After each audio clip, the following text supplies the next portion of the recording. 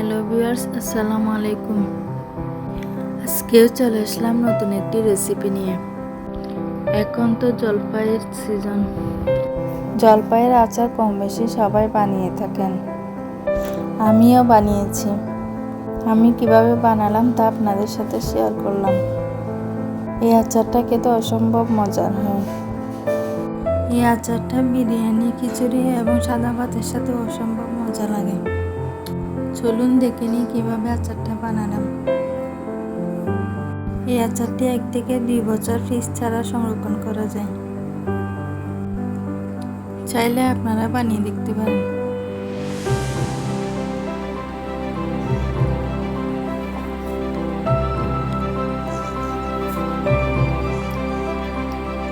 এবার দেখে নিই আচারটা কিভাবে বানালাম।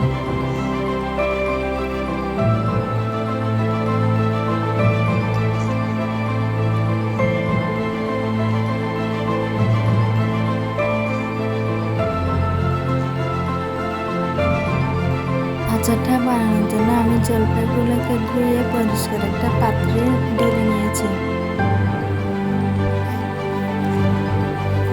এবার দিয়ে দিচ্ছি পর্যাপ্ত পরিমাণে পানি।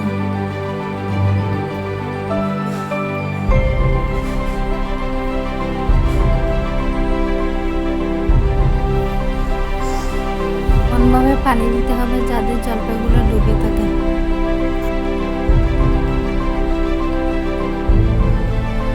এবার আমি অল্প পরিমাণ লবণ দিয়ে দিচ্ছি এবং দিয়ে দিচ্ছি 1 চিমটি পরিমাণ হলুদের গুঁড়া।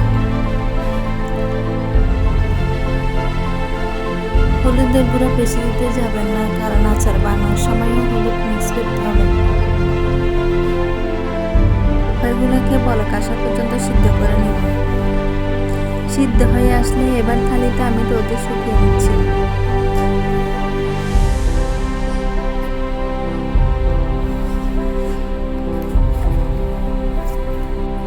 এখন 1 রোদ পর্যন্ত শুকালে হবে।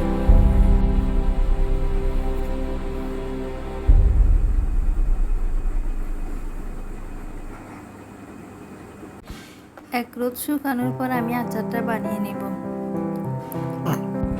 এবার চুলায় একটি পাত্র বসিয়ে তাতে পর্যাপ্ত পরিমাণে সরিষার তেল দিয়ে দিচ্ছি।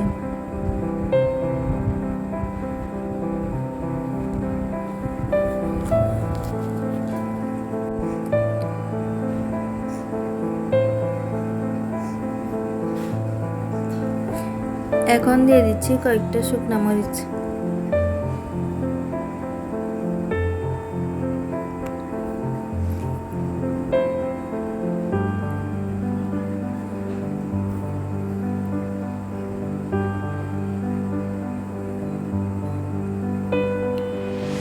এবার শুকনো মরিচগুলোকে ভালোভাবে নেড়ে চেড়ে বেছে নেব।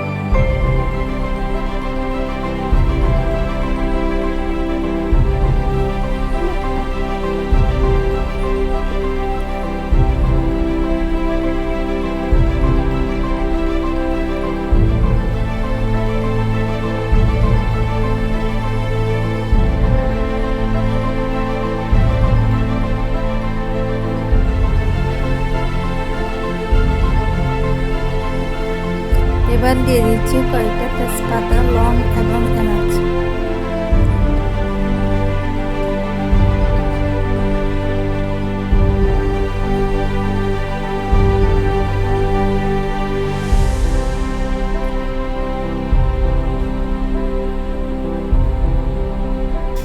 এবার দিয়ে দিচ্ছি জলপাইগুলো।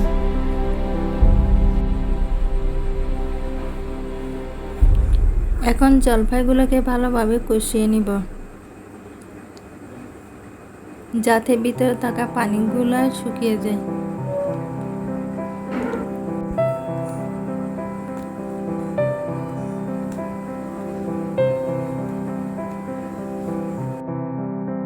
এক রোদ শুকালে হবে, বেশি শুকালে শক্ত হয়ে যাবে।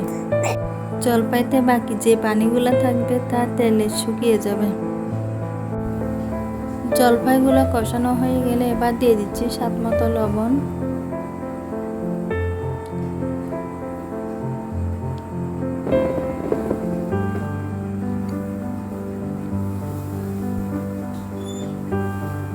দিয়ে দিচ্ছি 1 টেবিল চামচ পরিমাণ হলুদের গুঁড়া,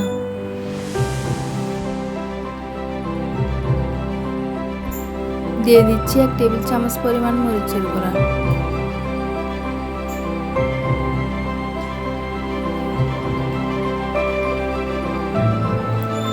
এবার ভালোভাবে নেড়েচেড়ে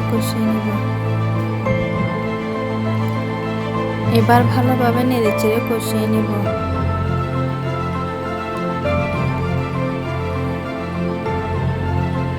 এখন দিয়ে দিচ্ছি 2 টেবিল চামচ পরিমাণ চাট মশলা,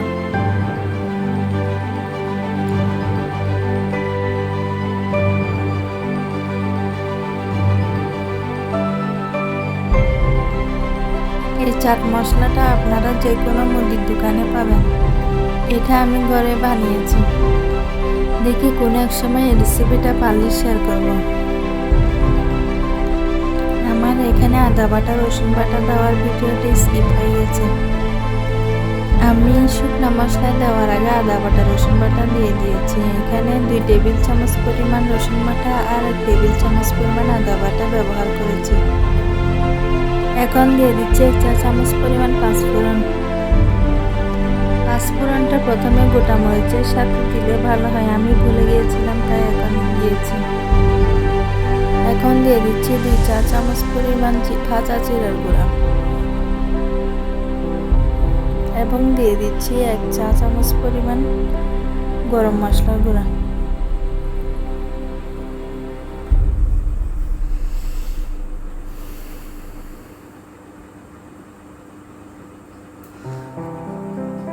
এবার জলপাইগুলোকে মশলার সাথে ভালোভাবে নেড়েচেড়ে কষিয়ে নিব।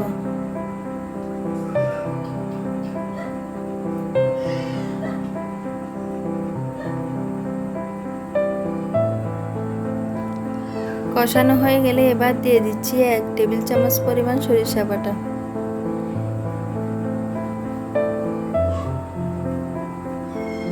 এবার আবারও নেড়েচেড়ে কষিয়ে নিব।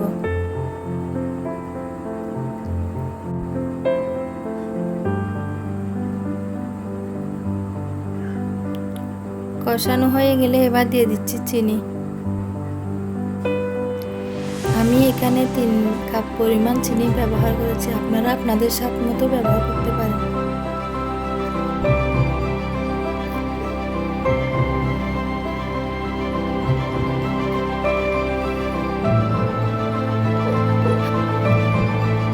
আবারও নেড়েচেড়ে ভালোভাবে কষিয়ে নেব।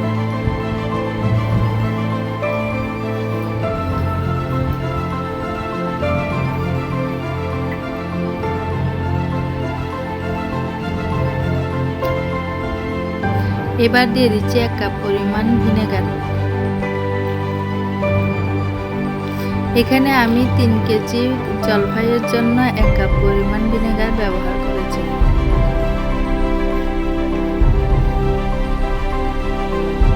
আবারও ভালোভাবে নেড়েচেড়ে কষিয়ে নিব। অপেক্ষা করব তেল উঠে আসা পর্যন্ত।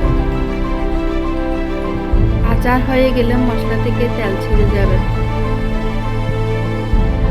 আমার আচারের মশলা তেল ছেড়ে দিয়েছে, এখন নামিয়ে নিব।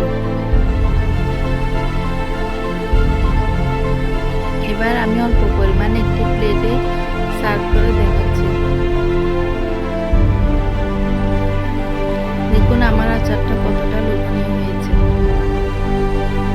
আমার রেসিপিটা আপনাদের কেমন লাগলো কমেন্টে জানাবেন। আমার রেসিপিটা আপনাদের ভালো লাগলে শেয়ার করে দিবেন। আজ এই পর্যন্তই, দেখা হবে নতুন কোনো ভিডিওতে।